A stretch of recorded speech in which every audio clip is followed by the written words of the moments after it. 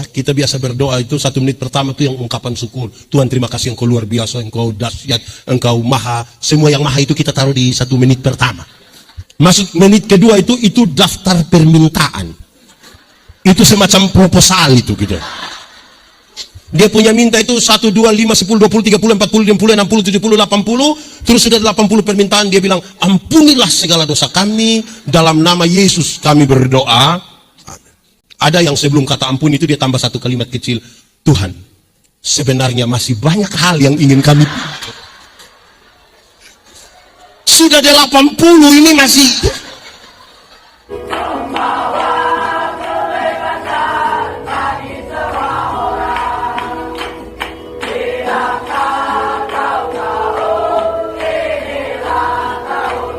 Shalom.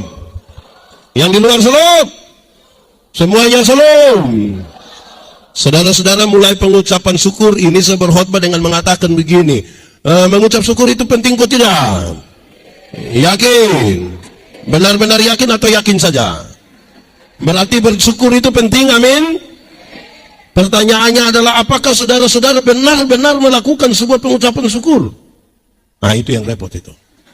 Kenapa saudara? Banyak orang bilang bersyukur tapi belum tentu bersyukur. Oke, jemaat. Di sini tidak ada jemaat. Jemaat. Hafal. Bersyukur ialah. Omong. Ulang. Bersyukur ialah. Waktu di mana seluruh pikiran, perasaan, dan hidup hanya tertuju kepada Tuhan. Ulang, bersyukur ialah waktu di mana seluruh pikiran, perasaan, dan hidup hanya tertuju kepada Tuhan. Berdasarkan pengertian itu saya mau tanya saudara, benar-benar bersyukur? Nah, ini mulai repot ini. Nah, saya mau bilang di awal saudara bahwa bersyukur adalah cara terbaik menikmati hidup. Bersyukur adalah cara terbaik menikmati hidup. Orang yang tidak bersyukur itu tiap hari mengeluh. Di sini ada yang biasa mengeluh. Dia majelis atau jemaat? Majelis jemaat. Jemaat. Orang yang mengeluh itu setiap kali ketemu orang hanya patah leher terus bilang, Bapak, hidup ini terlalu susah. Kau mati sudah daripada mau susah. Hati manusia lebih luas dari isi dunia.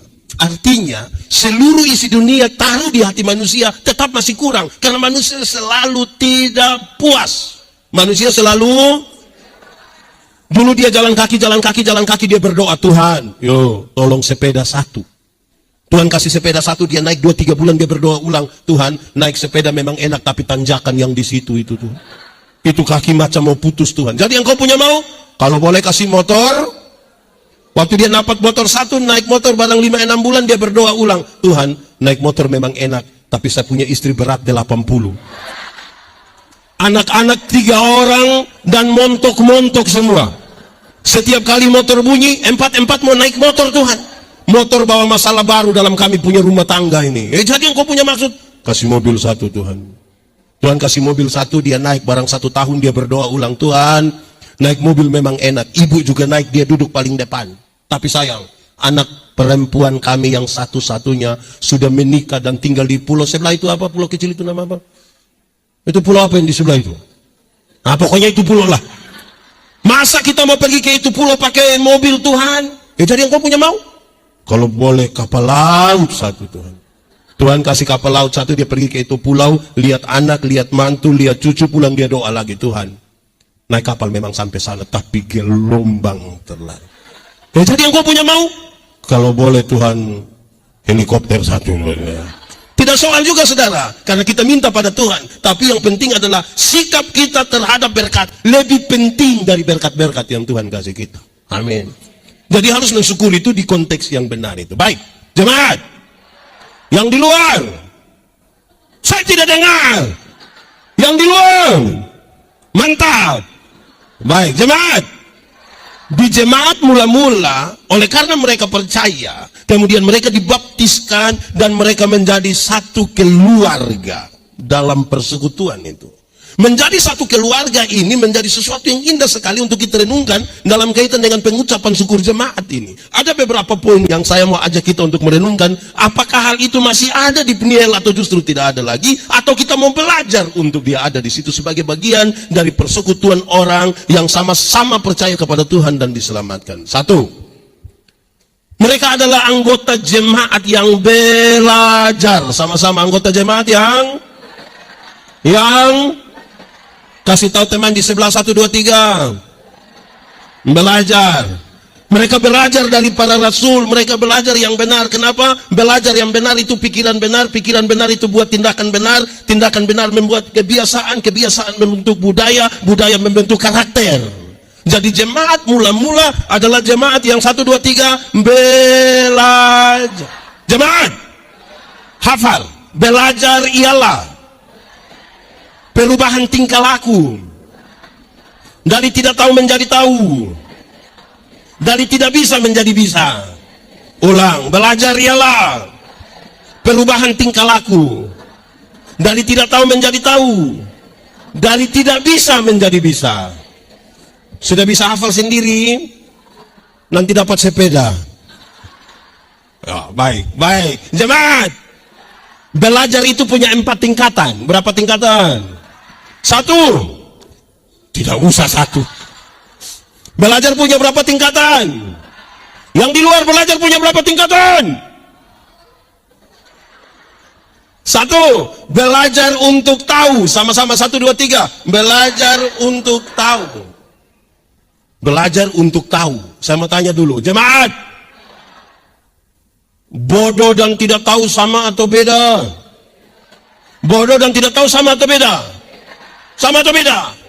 Beda. Tulisan saja beda. Bodoh dan tidak tahu itu beda.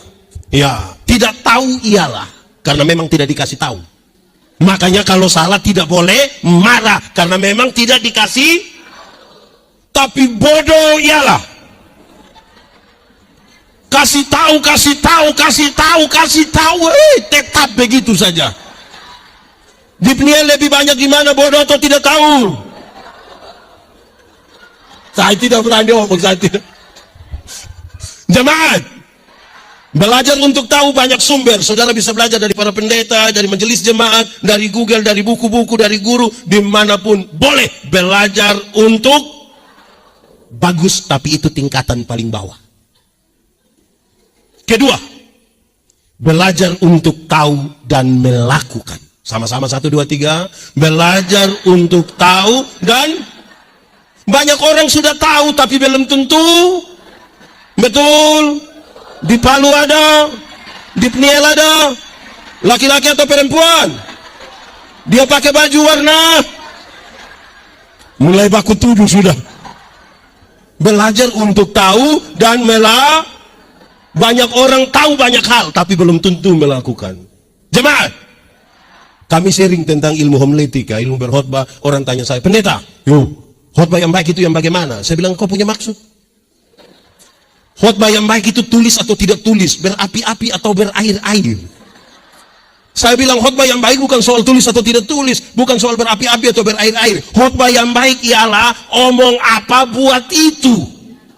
Jangan omong lain buat. Kamu juga tahu. Ini tepuk tangan apa? Jangan omong lain buat. Ada orang yang lebih parah, pikir lain, omong lain, buat lain. Hasilnya kelainan. Jadi kalau saudara ketemu orang kelainan, karena tidak sinkron semua, yang dipikir lain, yang diucapkan lain, yang dilakukan. Di Palu ada, di Peniel ada. Fam apa? Itu dah masuk itu bahaya itu bisa bahaya itu. Jemaat, ada orang sarjana pertanian, mantap tuh. Kalau sampai sarjana tuh mantap, kok tidak? Mantap. Tapi sayang, tidak bisa tanam tomat. Tidak bisa. Belajar untuk tahu. Dan ada orang sarjana peternakan, mantap tuh.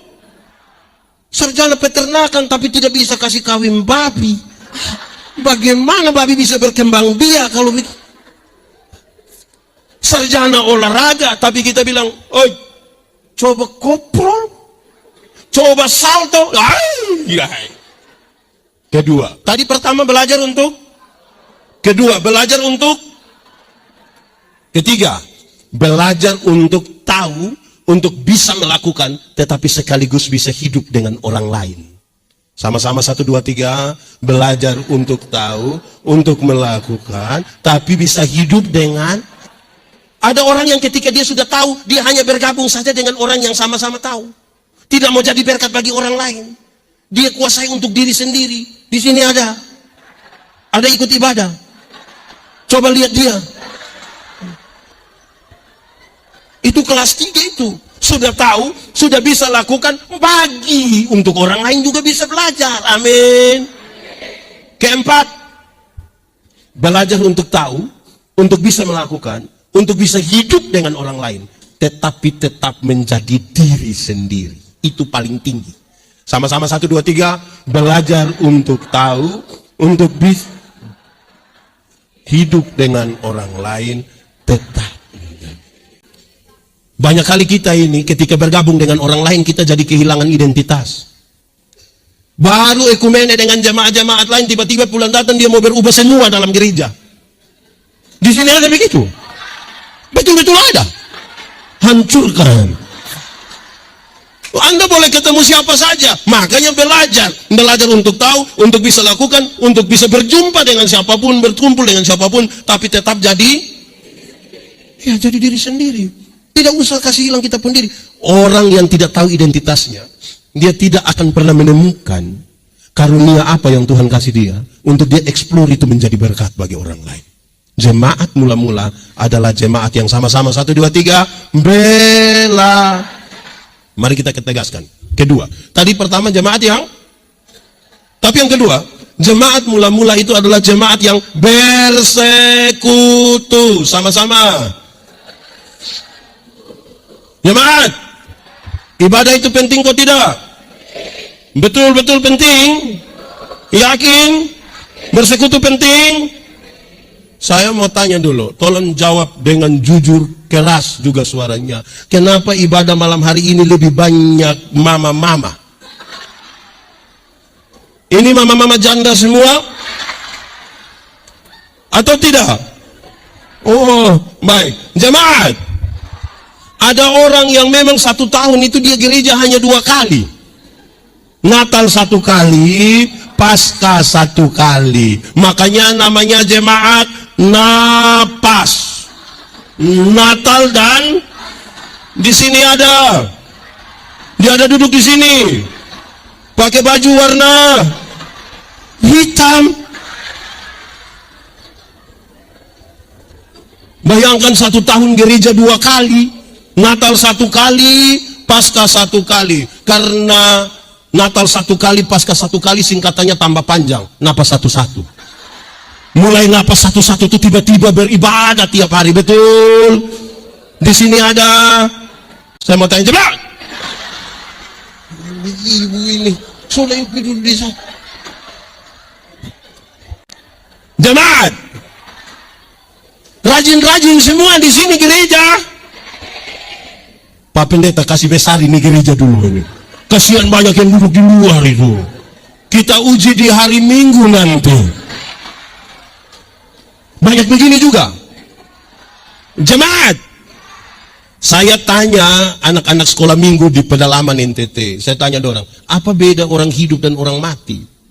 Mereka jawab banyak, tapi ada salah satu jawaban kira-kira untuk jawab ini hal. Dia bilang begini, Bapak Pendeta, orang hidup itu bisa pergi ke gereja, tapi orang mati tidak gereja. Betul? Betul? Memang betul, tidak ada orang yang mati pas hari Minggu kita belum kubur terus dia bangun dia bilang, tolong bawa saya. Tidak. Orang mati memang tidak tapi kemudian saya bilang, hei anak-anak, kamu omong yang benar. Kenapa Bapak? Jadi kamu mau bilang kamu punya papa mama yang pemalas gereja itu orang sudah mati? Betul kok tidak? Jemaat, pendeta-pendeta ini kalau mau kubur orang mati, peti sudah ada di dalam kuburan, mereka bilang begini, kita akan memakamkan jenazah ini. sambil percaya pada kata-kata Tuhan Yesus. Tuhan Yesus berkata, akulah kebangkitan dan hidup. Barang siapa percaya kepadaku, ia akan hidup sekalipun sudah. Siapa percaya Tuhan, siapa tinggal di dalam Tuhan akan hidup sekalipun sudah. Tetapi siapa yang di luar Tuhan, yang tidak percaya Tuhan, sekalipun ada hidup-hidup, sesungguhnya dia sudah yang di Pniel ini hidup semua, betul-betul hidup. Kita uji di hari jemaat. Sebagai pendeta, saya juga pendeta jemaat. Kadang-kadang saya heran. Pas orang undang kita untuk pimpin ibadah syukur, ini menarik. Waktu ibadah orang sedikit. Pas makan. Saya ulangi. Waktu ibadah orang pas makan. Di Palu juga datang dari aneh ini, orang-orang aneh ini. Masa kita ibadah dia tidak ada pas makan, dia urutan pertama. Aneh. Ada yang dia punya rumah di samping tempat ibadah. Terus istrinya bilang, Pak, mari kita ibadah. Kita ke tempat sebelah sudah syukuran. Dia bilang, masih ibadah. Di Palu ada begitu. Jujur, siapa punya suami? Coba jujur. Siapa punya suami? Jujur. Aneh betul. Jemaat mula-mula ini jemaat yang bersekutu, mau beribadah. Amin. Ini Pak Pendeta, gereja di sini jam berapa biasa Pak Pendeta? Yang satu saja. Jam 6. Jam 6 orang siap habis, tapi tidak datang gereja. Nanti anak-anak bilang begini, Papa, Mama, sudah jam 6. Dia bilang, belum ada orang. Kamu sudah yang orang mau orang mana lagi? Di sini ada yang begitu. Tunggu orang mana? Itu kita punya soal, saudara. Rajin-rajinlah beribadah. Amin kok. Ada orang yang seumur hidup dia gereja, dia ikut ibadah mungkin 5 atau 6 kali saja. Pertama, waktu anak baptis. Kedua, waktu anak sidi. Ketiga, waktu anak nikah. Dan kemungkinan yang keempat itu waktu pemakaman dia. Waktu pemakaman dia, itu dia mau kemana lagi, dia ikut sudah di situ. Jemaat, ini rajin gereja semua. Ada satu waktu, ada 2 rumah jauh dari gereja dekat hutan. Yang satu punya anak perempuan, yang satu punya anak laki-laki. Yang punya anak perempuan, dia datang bilang ke yang anak laki-laki bilang begini, Nak, hari-hari Minggu itu engkau tolong jemput engkau pun saudara perempuan dulu, bahwa dia ke ini sekolah minggu. Oke, yang laki-laki jemput yang perempuan, antar di sekolah minggu. Sampai sekolah minggu, yang perempuan ikut sekolah minggu, yang laki-laki main kelereng di luar tunggu. Beranjak jadi remaja ikut katekisasi. Yang laki-laki jemput yang perempuan, antar ke gereja. Waktu katekisasi, yang perempuan ikut, yang laki-laki tunggu di luar. Rupa-rupanya mereka berdua jodoh. Waktu menikah, setelah menikah, yang ibu terpilih jadi majelis gereja. Mau pelayanan dimanapun, hujan, badai, angin, tofan, suami tetap setia antar. Tapi sampai sana, ibu masuk pimpin ibadah, dia punya suami main kartu di luar, isap-isap rokok, tunggu sedikit. Satu saat mereka mati sama-sama. Waktu jalan menuju pintu surga, Simon Petrus tunggu begini, Simon Petrus. Waktu lihat dia punya istri datang, Simon Petrus bilang, "Shalom ibu, mari silakan masuk." Lihat dia punya istri masuk, suami juga cepat-cepat mau. Pas suami mau masuk, dia punya Simon Petrus, "Bapak, sebentar, Bapak, sebentar." Bagaimana? Sebentar dulu. Yang masuk itu saya punya istri. Betul. Memang yang masuk itu Pak punya istri, tapi dari dulu kan Pak hanya antar-antar saja. Karena itu hari ini minta maaf Bapak, hanya Pak punya tempat di api di sebelah itu, yang api di sebelah. Ibu-ibu, tadi ada suami yang hanya antar, terus janji bilang kalau sudah habis WA saya jemput. Ada? Kalau ada pulang tolong kasih tahu suami, ada salam dari Simon Petrus. Susah sekali. Ini bapak-bapak dong, ini kadang-kadang Ini bapak-bapak orang ini kadang-kadang waktu pacaran dulu rajin sekali. Jemput yang perempuan ikut ibadah. Sudah menikah, ibu datang sendiri. Kita pergi ke rumah tanya, "Bapak, kenapa kasih tinggal ibu pergi sendiri ke gereja? Kenapa bapak tidak ikut?" Dia bilang, "Pak Pendeta, waktu Pak kasih nikah saya dengan ibu, kami dua telah menjadi satu. Jadi kalau ibu sudah pergi ke gereja, itu sama dengan bapak juga. Oh, jadi kalau ibu sudah makan sama dengan bapak sudah makan. Ini ibu-ibu juga satu, ini ibu-ibu dong ini satu ini. Setel cantik-cantik datang gereja jalan sendiri. Terus pendeta bilang, "Ibu, sendiri?" "Iya." "Suami?" Terus dia bilang, "Tahu sendiri." Sudah tahu suami begini, kenapa ambil resiko? Anak muda, perempuan muda, menikahlah dengan laki-laki yang rajin ibadah. Maka kamu punya pacar itu harus suruh ikut ibadah. Pemuda, ajak dia ibadah. Dia tidak mau kasih tahu ibadah. Dia tidak mau ibadah. Nanti kalau dia tidak mau baru kasih tahu ada kue.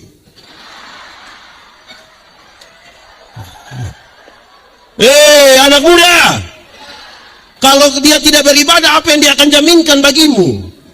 Jangan andalkan dia punya les di sini, ini jangan andalkan. Satu saat bukan les, botak semua. Mereka persekutuan yang beribadah. Jemaat, tentang persekutuan. Sekutu itu bukan berarti seragam. Satu pakai baju putih, semua baju putih. Bukan itu. Satu baju hitam, bukan itu. Untuk apa kita sama-sama baju putih tapi hati hitam?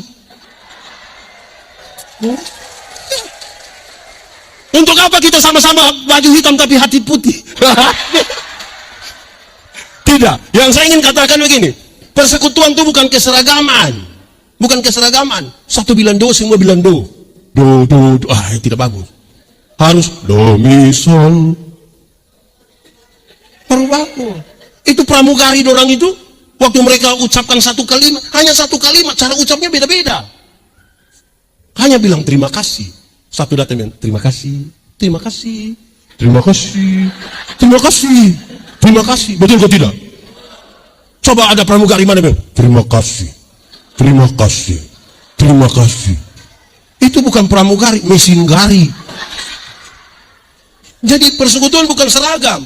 Jemaat, persekutuan itu bukan keterikatan. Bukan keterikatan. Ambil kucing satu ekor, ambil ini anjing satu ekor, ikat dorong 20 ekor. Aman? Aman kok tidak? Aman kalau itu hanya ekor saja. Jemaat, persekutuan itu pengelolaan. Persekutuan itu apa? Pengelolaan perbedaan-perbedaan. Makanya kita menyanyi, kalau kita menyanyi macam tadi ada paduan suara, kita menyanyikan akordnya mesti dijaga. Kita mau menyanyi, hai dunia, tidak boleh tiba-tiba satu sopran, hai dunia, tidak boleh. Kita sama. Pengelolaan, sama-sama 1, 2, 3. Jemaat, mengelola persekutuan itu harus seperti makan kolak. Tahu kolak? Pernah makan kolak? Kolak terdiri dari ubi, pisang, santan, gula. Sudah jadi namanya? Waktu sudah jadi kolak makan pisang masih rasa pisang tidak?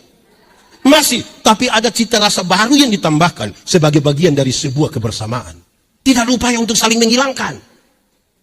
Berkumpul di satu tempat yang namanya panci kah, kuali kah, apa barang begitu toh? Saya tetap timur, ada yang orang Jawa, ada yang Makassar, ada yang Batak, ada yang Toraja, tapi kita bisa berkumpul bersama-sama. Bukan kita mau makan kolak, nah makan ubinya di sana, pindah makan pisang di sana, pindah minum santan lagi di sana, baru terakhir duduk di atas kompor di sini. Tidak begitu. Tidak bisa begitu. Pengelola. Jemaat, jangan kelola persekutuan itu seperti minum kopi. Tahu kopi? Pernah minum kopi? Kopi terdiri dari gula, air, kopi. Sudah jadi dia punya nama? Lalu yang lain punya nama? Kopi itu terlalu egois. Kita semua tapi nama mesti dia. Kita semua nama mesti dia. Kita terlalu bikin diri inti. Di Pniel ada yang biasa bikin diri inti di sini. Ada. Nah itu soal. Jemaat. Tahu tembok? Pernah lihat tembok? Mana? Oh itu. Tembok terdiri dari pasir, batu, air, semen. Sudah jadi begini. Pasir kelihatan. Karena dia tidak kelihatan, kita sepakat kasih hilang, dia garuk kasih hilang. Bisa. Dalam sebuah persekutuan, saudara mungkin tidak kelihatan, tapi bukan berarti saudara tidak penting dalam persekutuan. Dalam sebuah persekutuan, saudara mungkin kelihatan karena badan besar. Tapi bukan berarti orang lain tidak penting. Amin. Itu persekutuan. Sudah dua. Tadi satu, jemaat yang di luar. Pertama, jemaat yang dapat sepeda. Kedua, jemaat yang ketiga sekarang, jemaat yang berdoa. Sama-sama 1, 2, 3. Berdoa. Jemaat, doa penting atau tidak? Doa gampang atau susah? Yakin? Saya mau tanya, kalau begitu saudara menikmati kehidupan doamu? Kenapa suara makin turun? Ulang, jemaat. Doa penting atau tidak? Doa gampang atau susah? Karena doa gampang, doa penting, saudara menikmati kehidupan doamu. Saya mau kasih tahu saudara, doa bukan kata-kata. Sama-sama, 1, 2, 3. Doa itu relasi, bukan kata. Banyak orang terlalu memperhitungkan kata-kata sampai lupa membangun relasi. Akhirnya kan dihitung kata-kata, maka dia punya doa sama semua. Doa konsistori juga sama, doa firman sama dengan doa persembahan, sama dengan doa syafaat. Di sini ada yang begitu.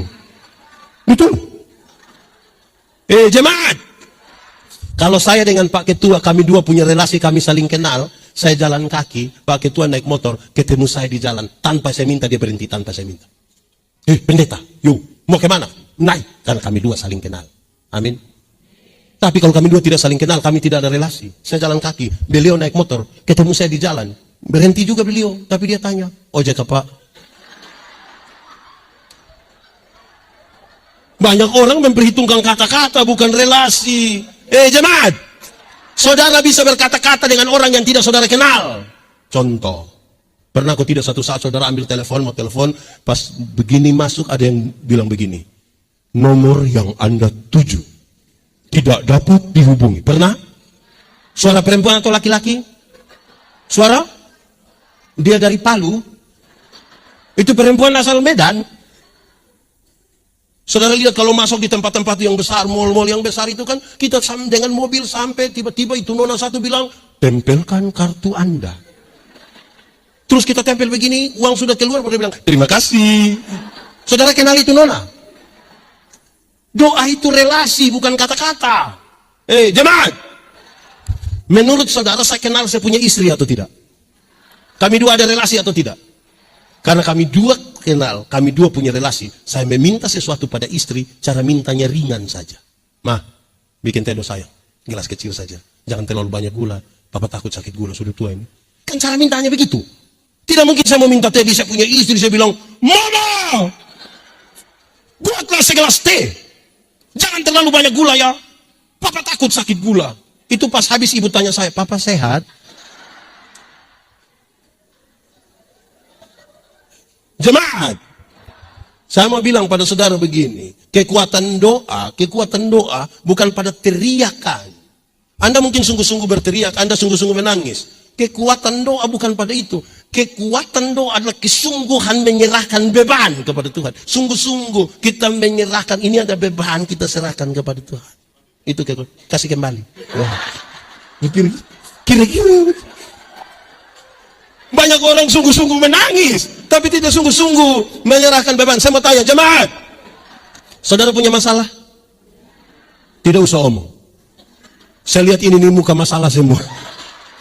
Masalah ialah kesenjangan antara harapan dan kenyataan. Harapan menikah umur 28, kenyataan 34, masalah. Harapan menikah dengan dia, kenyataan dia nikah dengan kita punya teman. Masalah itu yang kita mau serahkan kepada Tuhan. Amin. Baik. Jemaat. Lalu kalau demikian, bagaimana berdoa? Saya tidak mau yang panjang sekali dari doa Bapa kami. Saya ingin ambil satu ayat untuk lihat kita punya isi doa. Cepat buka di Efesus 6 ayat 18. Cepat. 1, 2, 3 sudah. Efesus 6 ayat 18. 1, 2, 3 sudah. Sudah? Oke, baca sama-sama. Efesus pasal 6 ayat 18. 1, 2, 3.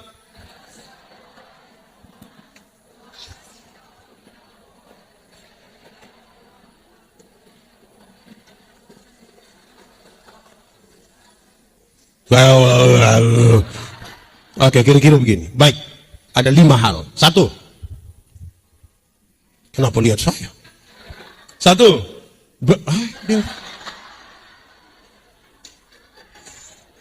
Berdoalah setiap waktu. Sama-sama 1, 2, 3. Berdoalah. Yang dimaksud dengan berdoa setiap waktu itu bukan berdoa jam 6, jam 7, jam 8, jam 9, jam 10, jam, bukan itu. Yang dimaksud dengan berdoa setiap waktu adalah berdoalah waktu kamu susah, berdoalah waktu kamu, berdoalah waktu kamu sehat, berdoalah waktu kamu, berdoalah waktu kamu sukses, berdoalah waktu kamu. Ada banyak orang ketika sukses masih berdoa, tapi ada yang tidak lagi berdoa. Ada yang ketika gagal masih berdoa, tapi ada yang ketika gagal tidak lagi berdoa. Di Bapak Pendeta, kita doa juga sama saja. Itu Pak yang di sebelah itu, dia tidak pernah berdoa Pak, tapi tiap hari ganti mobil. Grab. Dan kita hantar.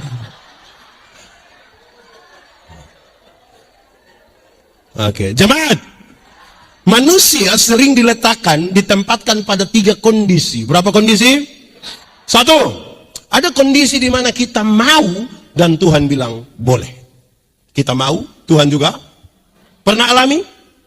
Saudara mau sesuatu terus Tuhan setuju dengan kemauan saudara, pernah alami? Senang atau susah? Kepingin bikin status toh? Tuhan baik, Tuhan Yesus baik. Kasih kesaksian pakai menangis-menangis lagi. Waktu kita mau, Tuhan juga. Tapi ada kondisi kedua di mana kita mau, tapi Tuhan tidak mau. Pernah alami? Ulang-ulang? Ya memang.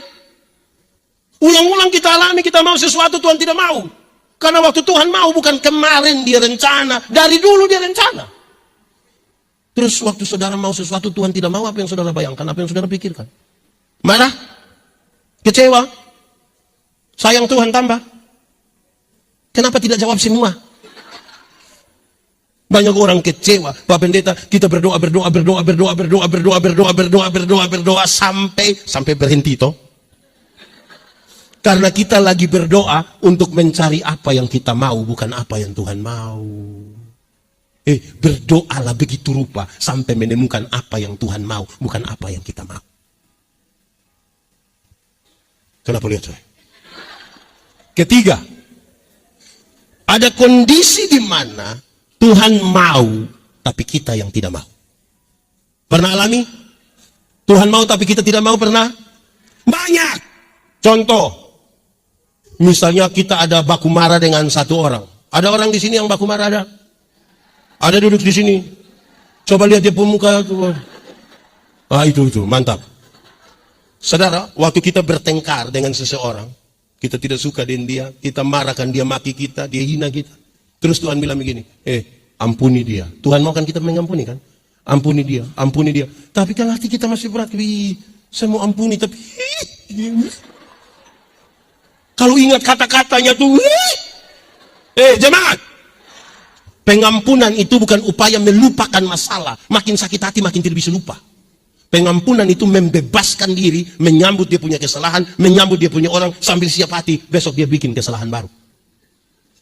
Karena itu, jemaat, pengampunan itu satu paket dengan pendamaian. Pengampunan satu paket dengan, ada orang mau mengampuni tapi tidak mau berdamai. Ada yang mau berdamai tapi tidak mau mengampuni. Yang mau mengampuni tapi tidak mau berdamai itu dia suka ucapkan ini kalimat. Dia bilang begini, Pak Pendeta, untuk marah saya tidak marah, untuk marah saya tidak marah. Mau marah juga buat apa? Dia mau datang silakan. Tapi untuk saya pergi ke dia, maaf. Pernah dengar itu kalimat? Atau sendiri omong? Ada orang mau berdamai tapi tidak mau mengampuni. Itu terjadi di anak-anak kecil. Anak-anak kecil itu kalau main kelereng, mereka bertengkar. Berkelahi, dia punya papa datang. Hehehe, damai. Damai. Kamu kakak adik, ayo damai. Kita nih kalau berdamai kan jabat tangan toh. Ayo damai, ayo. Kalau kami orang NTT itu berdamai pakai cium hidung. Ayo cium dia cepat. Kamu saudara cium. Besok-besok kau susah, bukan engkau punya kelereng yang bantu, tapi saudara yang bantu. Ayo cium. Itu dia punya cara cium. Karena itu Tuhan ajar, berdoalah setiap. Bangun pagi-pagi berdoa bukan foto. Di sini ada yang bangun pagi-pagi foto atau fotokopi. Berdoa sama-sama 1, 2, 3. Kedua, berdoa dalam roh. 1, 2, 3. Yang dimaksud berdoa dalam roh itu bukan berdoa dalam bahasa roh. Apalagi kalau saudara tidak mengerti. Yang dimaksud berdoa dalam roh itu, berdoa dalam bahasa roh itu soal lain. Saya tidak bawa khotbah itu. Saya mau bicara berdoa dalam roh. Yang dimaksud dengan berdoa dalam roh adalah berdoa dalam kesatuan dengan Roh Kudus. Berdoa dengan kesatuan dalam Roh Kudus. Kenapa itu syarat? Tuhan yang kepadanya kita berdoa, dia kudus. Yang kudus tidak dapat bersatu dengan tidak kudus. Yang terang tidak dapat bersatu dengan yang gelap. Tanggalkanlah kasutmu, sebab tempat di mana engkau berdiri itu kudus. Banyak orang pintar berkata-kata doa, tapi tidak menjaga kekudusan hidupnya. Padahal syarat bersatu dengan Kristus adalah kudus. Amin. Saya mau tanya kita saudara. Kalau kudus itu kita sebut terang. Kita di terang bisa lihat orang di gelap? Bisa? Orang di gelap bisa lihat kita di terang? Lalu kenapa kadang-kadang kita di terang kembali ke gelap? Kenapa? Saya tidak tahu bahasa Indonesianya, tapi orang di terang biasa kembali ke gelap itu, kan dia suka melakukan ini, dia suka begini. Namanya apa itu? Namanya apa itu? Apa? Apa? Kalau dia sudah begini, lama-lama dia bilang,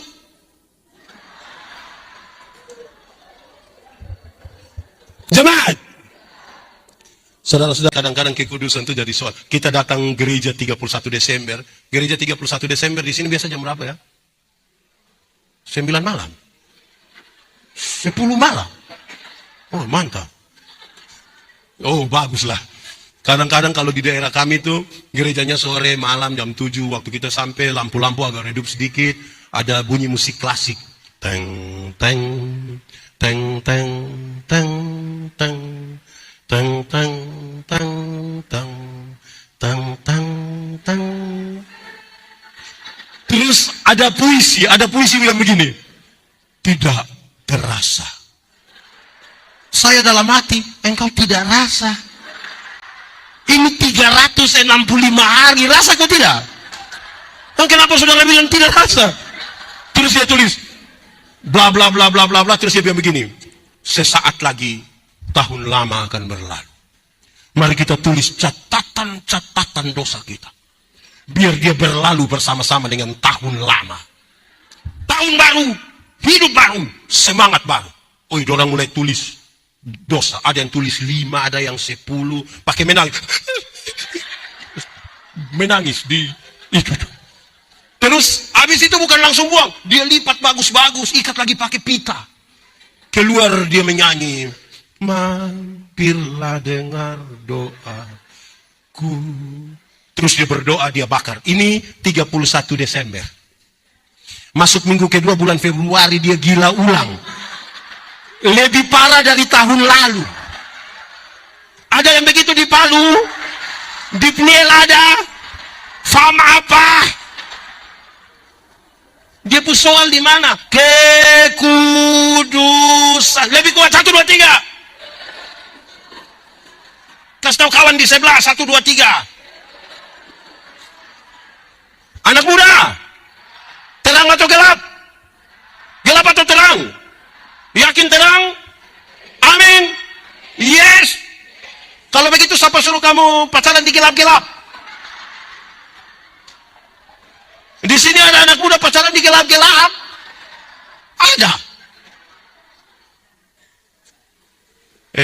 Jemaat. kekudusan itu. Banyak orang suka pakai Roma 8 ayat 28. Allah turut bekerja untuk mendatangkan kebaikan.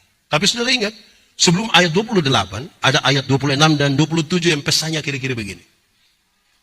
Roh berdoa, Roh Kudus tadi, kita bersatu dengan roh itu. Roh berdoa untuk hal-hal yang tidak terkatakan dari mulutmu. Kalau ada persoalan dalam hidupmu, engkau tidak tahu jalan keluar terbaik apa yang bisa engkau lakukan, itu hanya roh yang tahu. Bahkan 5 menit ke depan dari hidupmu, engkau tidak tahu. Itu hanya roh yang tahu. Dalam kesatuan dengan Roh Kudus itu, paham terhadap 2 hal itu, Anda boleh katakan, betul, ternyata Allah turut bekerja untuk mendatangkan kebaikan. Amin. Oke, 1 berdoa. Tidak tahu. 1 berdoa. Berdoa. 2 berdoa. Dalam roh. Ketiga. Berdoa dan berjaga-jaga. 1, 2, 3. Terus tunjuk kita itu. Oke, yang ketiga berdoa. Jemaat. Berjaga-jaga itu bagian kita. Yang Tuhan punya biarkan, itu Tuhan punya. Amin. Yang saya maksudkan begini, saudara. Tidak usah masuk di area Tuhan. Bagian kita maksimalkan, bagian kita laksanakan. Nanti kalau ada mujizat itu bagian Tuhan. Tidak usah masuk di Tuhan punya. Saya kasih contoh. Jemaat, ada yang punya kios, punya toko? Bolehkah setelah dengar khotbah ini, saudara pulang, saudara bilang begini, anak-anak, mau pulang, mau tidur, silakan saja, tidak usah tutup toko. Terus saudara bilang, hei ibu, kenapa tidak usah tutup toko? Hah, kita sudah berdoa, kau takut? Menurut saudara besok beras masih ada? Menurut saudara besok gula masih ada? Itu gula dan beras mutasi ke? Bagian kita maksimalkan. 1, 2, 3. Bagian kita. Jemaat. Mati hidup Tuhan yang atur. Amin. Itu masalah iman. Dari iman dia kasih tahu otak. Otak. Yo, kau tahu kau tidak? Tidak tahu. Terus tahu dulu. Kenapa? Hei, otak. Mati hidup itu Tuhan yang atur. Jadi, otak. Kau tolong kasih tahu itu kaki. Supaya kalau ada trek lari kencang ke situ, kaki jangan lompat ke tengah jalan. Bisa tangkap yang saya maksud? Itu penting di situ. Ada masa depan dalam tangan Tuhan. Amin. Saudara aminkan itu? Saudara percaya itu? Tuhan menyiapkan masa depan bagi anak-anakmu. Amin. Koma. Tapi yang antar itu anak-anak di sekolah bukan Tuhan. Siapa yang antar? Orang? Atau siapa di Palu yang karena dia terlalu sibuk pagi-pagi dia berdoa, Tuhan, saya sibuk jadi Tuhan tolong jemput anak-anak. Kalau Tuhan yang jemput pulang kita menangis. Jadi bagian kita tolong laksanakan saja. Amin kak? Di sini ada yang mau Tuhan jemput anak-anaknya?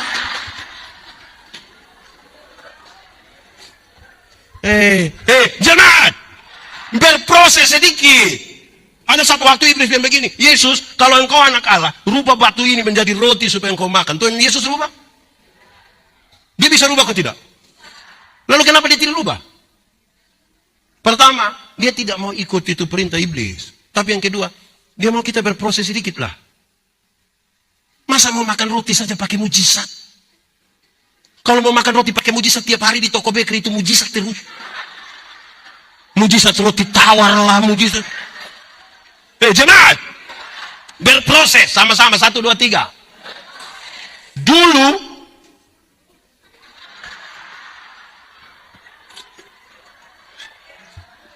Dulu ada satu binatang namanya ayam. Sekarang juga ayam. Ayam itu dulu hanya dibedakan atas ayam jantan dan ayam. Tapi tiba-tiba muncul ayam potong. Akhirnya itu ayam yang hanya ayam itu berubah menjadi ayam kampung. Karena sudah ada ayam. Itu yang membuat kita bingung, apakah ini ayam kampung yang dipotong atau ayam potong yang di kampung gitu. Kita jemaat. Ada yang piara ayam kampung di rumah? Lebih dari 2 ada? 5 ada? Kasih 1 dulu. Maksudnya begini, jemaat. Coba saudara lihat ayam kampung itu, pelihara 1 tahun, masih kecil juga. Tapi dia punya daging enak atau tidak? Kalau dia betina bertelur atau tidak? Kalau dia dijual mahal atau tidak? Karena ini ayam mengerti proses. Beda dengan ayam potong kan? Ayam potong kita baru pelihara 1 bulan, dia punya mata sudah besar begini. Itu kalau lihat pakai kaca pembesar. Kalau lihat langsung juga mata begini juga. Tapi ini ayam, ibu-ibu pulang dari pasar, ikat salah di motor, dia punya kaki patah. Anak-anak gas-gas motor di samping kandang, besok itu ayam mati. Karena tidak tahu proses itu. Amin. Berdoa dan keempat, berdoa tanpa putus-putus. Berdoa. Yang dimaksud dengan tanpa putus-putus itu begini. Terinstalasi, terkoneksi. Relasi tadi itu membuat kita kan selalu terkoneksi dengan Tuhan. Berdoalah tanpa putus-putus. Ini di gereja ini kan instalasi listriknya sudah ada toh. Butuh kasih hidup lampu, kan tinggal tekan. Mau cas handphone tinggal colok. Mau kasih hidup ini LCD kan tinggal colok. Kan begitu saja. Karena sudah terinstalasi. Siapa di antara kita yang di dia punya rumah tidak ada listrik? Setiap kali dia pulang dari kantor baru dia beli tang, oben, kabel, bola lampu. Tangga, pulang dia naik, dia pasang, pagi dia bongkar lagi. Besok dia ada di sini yang begitu. Kalau ada dia termasuk GI. Saya hanya bilang GI, saudara jangan tambah apa-apa. Tanpa putus-putus. Karena terkoneksi, kita bisa melakukan banyak hal. Contoh, jemaat. Saudara punya handphone? Android? Pulsa data ada? Makanya terkoneksi terus. Makanya saudara makan kosong juga foto kan? Terus upload. Kalau terkoneksi, baru saudara tulis. Sudah makan kosong lagi, hanya nasi putih. Tapi tulis, manjakan lidah. Itu bukan manjakan lidah. Biasakan lidah itu. Karena selalu terkoneksi. Amin. Begitu. Tentang hal ini ada 2 kalimat yang diucapkan. Yesus hanya sejauh doa. Salah satu bentuk dari relasi itu adalah kata-kata doa kita. Jemaat di sini memang berdoa terus-terus kok. Berdoa. Ini doa itu penting, saudara-saudara. Tapi coba ikut Pak Pendeta khotbah di sini hari Minggu. Hari Minggu yang rencana datang gereja boleh angkat tangan. Ya. Ikut hari Minggu datang gereja di sini, pendeta bilang, "Baik saudara-saudara, mari kita satu hati dalam doa syafaat." Pas separuh tutup mata, separuh bilang begini. Betul. Di Peniel ada majelis atau jemaat. Dia ada di sini. Tunjuk dia itu. Masa orang berdoa dia keluar? Orang apa itu? Jemaat. Separuh bikin ibadah syukur di rumah. Undang pendeta. Pendeta khotbah. Terus pendeta bilang, saudara-saudara, mari kita nyatakan syukur bersama keluarga. Di dalam doa syukur, di dalam doa syafaat. Pas kita mau berdoa ini, yang ibu-ibu semua pergi ke dapur. Baku panggil lagi. Sampai di belakang terus yang ketua dapur itu bilang, sudah. Siap sudah. Kuah tadi sudah kasih panas. Padahal hanya kacang bleni-bonin. Di sini juga begitu. Ibu-ibu di sini yang biasa jadi ketua dapur yang mana? Ibu yang mana? Ibu yang mana biasa ketua dapur ada? Ibu yang mana? Ibu, stop sudah ini, stop sudah. Dong jalan, kita mau berdoa kan dia baru habis kita omong orang bilang ada Maria, ada Marta. Doa. Amin kan? Kita ini yang terlalu main-main gila dan doa kita ini. Tapi mau mengucap syukur apa doa main-main? Seberapa? 1 berdoa, 2 berdoa, 3 berdoa, 4 berdoa, tambah 1 ya, yang berdoa tanpa putus-putus tadi, Yesus hanya sejauh. Yang kedua, doa adalah nafas hidup. Doa adalah Saudara bernapas? Bisa tahan napas? 1 detik bisa? 1 menit bisa? 2 minggu bisa? Saudara kalau sampai tahan napas 2 minggu, ada ucapan turut berduka cita. Jangankan sampai putus napas, saudara sesak napas saja. Ada yang di sini asma, kan sesak napas. Itu kan kita tarik napas macam tidak tuh, itu setengah mati. Makanya doa itu nafas, tanpa putus-putus. Kelima, berdoalah bagi orang lain. Sama-sama 1, 2, 3. Jemaat, pernah doa untuk orang lain?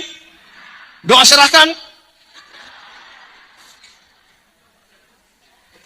Jemaat, kita biasa berdoa itu, kita punya doa ini menarik. 1 menit pertama itu, saudara, kita biasa berdoa itu 1 menit pertama itu yang ungkapan syukur. Tuhan terima kasih, Engkau luar biasa, Engkau dahsyat, Engkau maha. Semua yang maha itu kita taruh di 1 menit pertama. Masuk menit kedua itu daftar permintaan. Itu semacam proposal itu gitu. Dia punya minta itu 1, 2, 5, 10, 20, 30, 40, 50, 60, 70, 80. Terus sudah 80 permintaan, dia bilang, ampunilah segala dosa kami, dalam nama Yesus kami berdoa. Ada yang sebelum kata ampun itu dia tambah 1 kalimat kecil. Tuhan, sebenarnya masih banyak hal yang ingin kami. Sudah 80 ini masih. Tapi tidak apa-apa juga lah. Jemaat. Kadang-kadang yang kita minta 80 itu hanya untuk diri saja. Tidak untuk orang lain. Coba periksa 10 doa terakhir dari kita. Coba periksa 10 doa terakhir dari kita.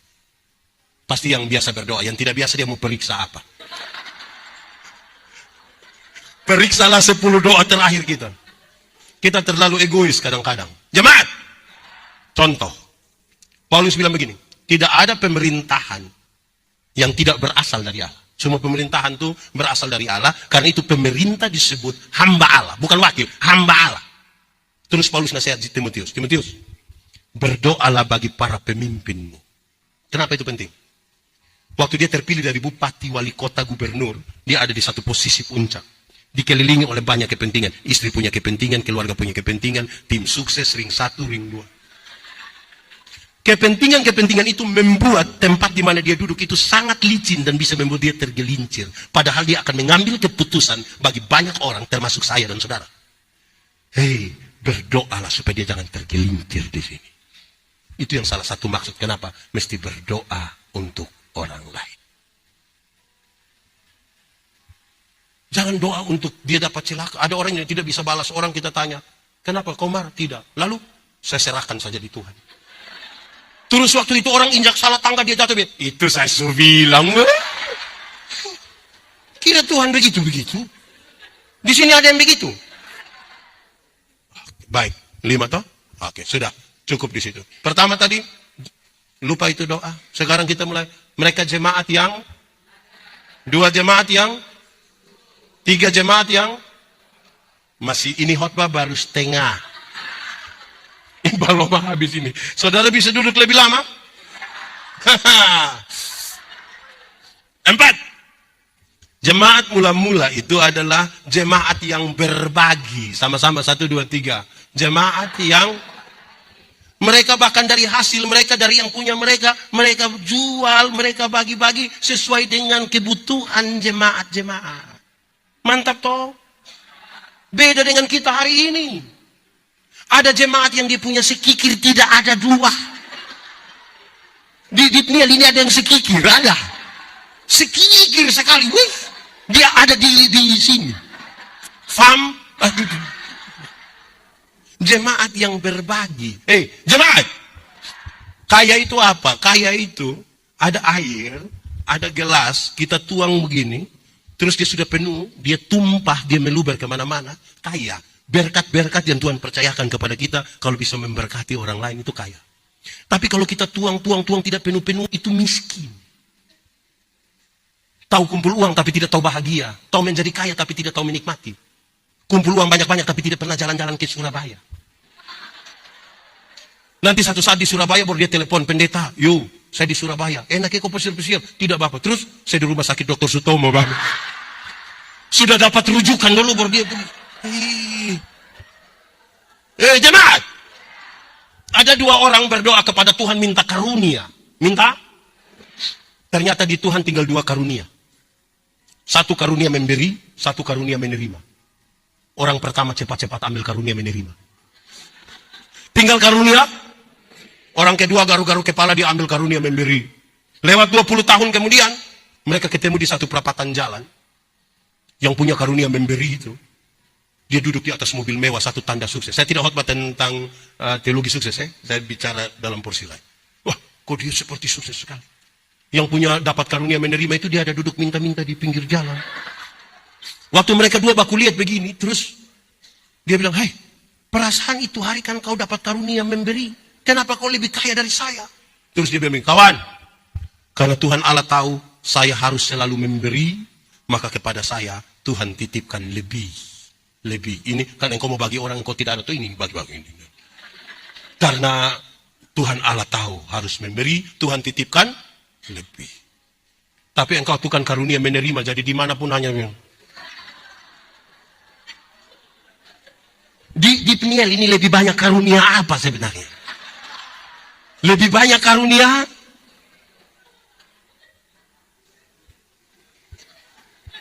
sekikir sekali. Bahkan untuk Tuhan saja dia sekikir. Ada orang yang waktu kasih persembahan itu, ada satu orang tuh, dia lipat tangan begini. Saya bilang, "Bapak, kenapa sampai tangan di kepala macam begitu?" Dia bilang, "Pendeta, kalau tangan kanan memberi, tangan kiri tidak boleh tahu." Saya bilang, "Iya, tapi saya tahu." Kenapa? 1000. Jadi begini. Kalau 100.000 saya yakin tidak begini.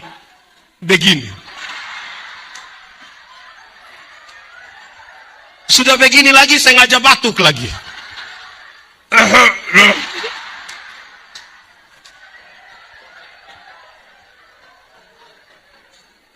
Jemaat, kadang-kadang bukan soal uang. Ada banyak orang tidak mau terlibat, memberi diri dalam pelayanan. Waktu dipilih jadi majelis jemaat, jawab, apakah jawabmu? Ya, saya percaya. Sampai sini-sini, baru foto lagi, muat di medsos lagi.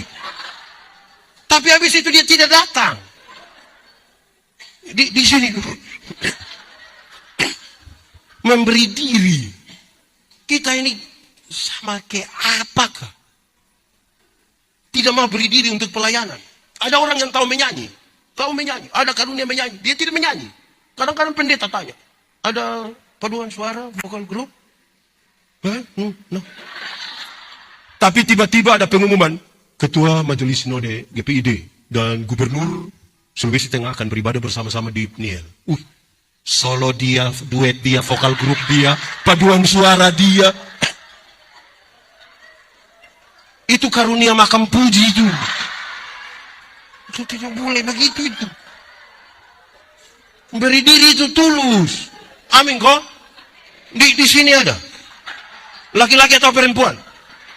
Dia duduk di muka tuh dia.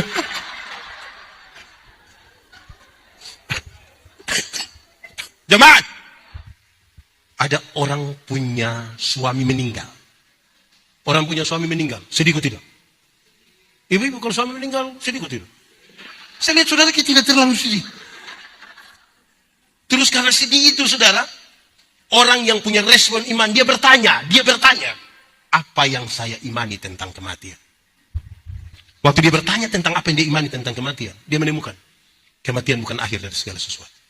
Kematian adalah tempat di mana kita diubah dari tubuh yang dapat binasa ke dalam tubuh yang tidak dapat binasa. Supaya kita bisa hidup dalam kekekalan bersama Kristus di surga. Berdasarkan keyakinan iman itu dia berespon. Dia menyanyi. Sabar dalam susah sukarmu. Sabar. Tuhan ada sertamu. Sabar. Beri kuat pada. Supaya kalau dia ada masalah lagi, dia bertanya, apa yang saya imani?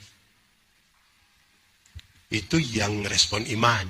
Yang reaksi emosional, orang punya suami ada meninggal, orang ada sedih, dia bilang, pendeta, sebelum firman saya satu lagu. Terus dia sampai dia mulai, di dalam doamu, kau sebut separuh suku. Di interlude lah suruh anak kecil satu baca puisi dengan judul Ditinggal Ayah. Menurut saudara orang menangis atau tidak? Semua yang hadir menangis toh? Lalu saudara bilang itu gerakan roh. Kalau saudara hanya ingin menangis, cukup nonton film Korea.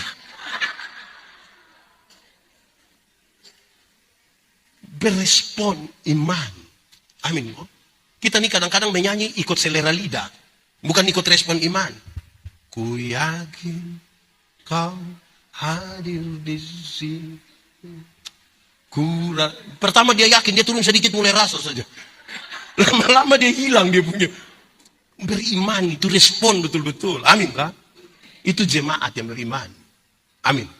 Saya tidak tahu di Peniel ini kan kita berefleksi di mengucap syukur soal ini jemaat. Kita ini masih beriman kok tidak? Kita ini masih beriman kok tidak? Sudah 5 toh? 1, 2, yang lain sudah pulang. 3, 4, 5, 6. Jemaat. Saya mau kasih saudara yang ke-6. Dalam kaitan yang iman tadi. Jemaat yang percaya bahwa mujizat itu masih ada. Itu jemaat mula-mula. Saudara baca teks tadi, saudara dapat pesan yang sangat kuat. Mujizat masih ada. Walaupun itu bukan area kita. Itu area Tuhan. Tapi kita percaya bahwa Tuhan pemilik kepala gereja ini bisa melakukan sesuatu melebihi dari apa yang kita bayangkan sekalipun. Asal kita beriman atasnya. Amin. Jemaat. Saya ingat satu waktu, saudara. Saya punya banyak kesaksian. Saya sebut 2 ya. Satu waktu saya ingat, saya melayani di satu pedalaman di NTT yang di tempat itu tuh hujan, kami tidak ada air. Jadi air hujan yang kami tampung untuk pakai selama 1 tahun. Kalau kita tampung dari atap seng, aman. Tapi kalau dari atap yang rumput itu, alang-alang itu kita tidak butuh daun teh lagi. Dia punya warna jelas. Saya melayani di situ kira-kira 1,5 tahun. Saudara, ada satu waktu saya ingat satu keluarga, saya pergi ke dorang kira-kira jam 8:30 malam. Kan tidak ada listrik, tidak ada semua-semua. Saya pergi, ini orang sudah tidur ini. Saya marah-marah di situ. Orang bagaimana orang datang kamu sudah tidur? Oh, don tidak jawab saya. Sudah, saya pulang. Besok kira-kira jam 10 pagi saya datang. Saya datang, orang banyak di itu rumah. Saya tanya, kamu banyak-banyak apa di sini? Bapak, ibu di dalam rumah ini sudah mati. Tahu mati? Tahu mati? Iya, meninggal itu yang mati kok tidak? Orang sudah kasih mandi itu, ibu sudah kasih pakai kebaya putih, pakai sarung, kasih masuk di satu ruangan dalam rumah itu. Mereka menangisi dia. Saya datang. Suaminya lihat saya datang. Dia keluar bawa anak mereka 3 orang. Dia pegang, dia berlutut pegang saya pun kaki. Bapak, saya mau buat apa ini 3 orang anak? Saya bilang, saya tidak tahu. Memang saya tidak tahu. Kok dia punya bapak kandung, saya tidak tahu, saya yang mau tahu. Terus dia bangun. Dia bawa saya masuk, kami duduk begitu. Terus dia bilang begini, Bapak berdoa dulu. Saya pergi di pintu. Orang-orang duduk di dalam, saya berdoa. Dengan iman. Dengan kalimat yang pendek saja saya bilang begini. Tuhan, jangan kecewakan iman kami. Amin. Saya duduk kembali.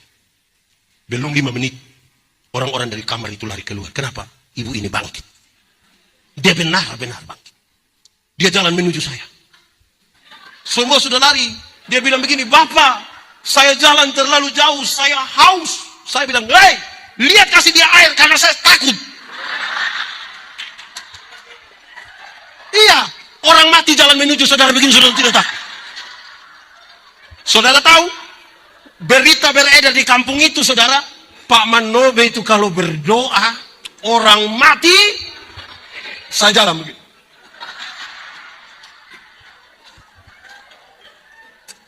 Tiga hari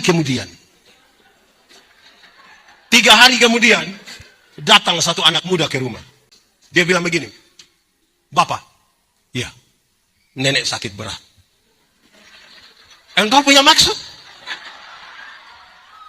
Bapak doa dulu. Saya bilang, kita berangkat sekarang. Let's. Kami sampai di sana. Itu nenek ada baring di situ. Orang taruh tempat tidur di depan situ. Dia bilang, Bapak tolong doa dulu. Dengan iman yang sama, kalimat yang sama saya berdiri. Tuhan, jangan kecewakan iman kami. Amin. Saya duduk kembali. Belum 5 menit, itu nenek mati. Benar-benar mati. Tidak bangkit lagi sampai hari ini. Baru 3 hari yang lalu saya berdoa, yang mati. 3 hari kemudian yang hidup. Di situ saya mengerti. Tugas kita hanya berdoa, bukan turut menentukan. Tapi dengan iman Tuhan bisa melakukan apapun yang Tuhan mau. Amin. Supaya saudara tidak usah pindah-pindah gereja, bilang di sana yang dia puang dia. Di sini ada yang begitu-begitu. Kita bukan siapa-siapa. Kalau Tuhan mau pakai siapapun bisa. Amin. Kedua. Jemaat. Saya di tempat itu, waktu itu saya sudah pacaran. Saudara tidak yakin saya pacaran. Saya sudah pacaran, sekarang dia jadi istri saya. Dia ibu pendeta juga. Kami dua pacaran 10 tahun. Orang tanya saya, pendeta, kok bisa pacaran 10 tahun? Dia bisa. Kenapa begitu? Iya, karena kalau dia berhenti dengan saya, siapa lanjut dengan saya? Jemaat. Satu waktu saya melayani di tempat itu, di mata jemaat. Di mata jemaat di sini nama apa? Poska atau apa? Bukan. Dia jemaat yang ada beberapa bagian. Agak jauh dari kota. Saya melayani di situ. Saya berdoa. Saya kasih tahu penanggung jawab di situ. Saya mau pulang lihat saya punya pacar dulu. Dia tinggal di Kupang, saya di Alor ini. Jauh. Kita naik ferry itu 18 jam. Rindu toh? Saudara ini tidak pernah rindu, saudara ini. Sudah mati kan itu rasa. Terus, saudara, saya pimpin ibadah jam 8 pagi. Habis jam 10 pagi. Saya harus jalan kaki 29 km untuk sampai kota kabupaten, ibu kota kabupaten. Dan kapal feri untuk bawa ke Kupang itu berangkat jam 12. Bermodalkan pisang satu sisir dan air satu ini, Pak Manobe jalan. Demi cinta. Tapi saya berdoa, saya begini-begini berdoa, Tuhan, saya rindu dia, saya harus pergi. Saudara, saya sampai di satu tempat di kota itu namanya Jembatan Hitam. Saya singgah di gereja di situ. Saya mandi. Saya sampai jam berapa, saudara? Jam 1. Feri tadi jam berapa? Waktu saya mandi habis, saya bilang, Mam Pendeta, yuk, minta tolong Ima antar saya dulu ke pelabuhan. Hai, Om Yandi, mau ke mana? Mau ke Kupang. Kau naik apa? Naik kapal feri. Iya, itu kau pun bapak punya. Nanti dia tunggu. Mama, suruh saja Ima antar saya. Immanuel itu koster di itu gereja. Kami sampai di pelabuhan feri. Sampai di pelabuhan feri. Pelabuhannya ada. Ferinya sudah di Tanjung 9. Berangkat 1 jam yang lalu. Saudara bisa tahu saya pun perasaan. Saya taruh tangan di atas kepala dia di itu Immanuel sudah pulang. Saya taruh tangan di atas kepala, saya bilang begini, Tuhan,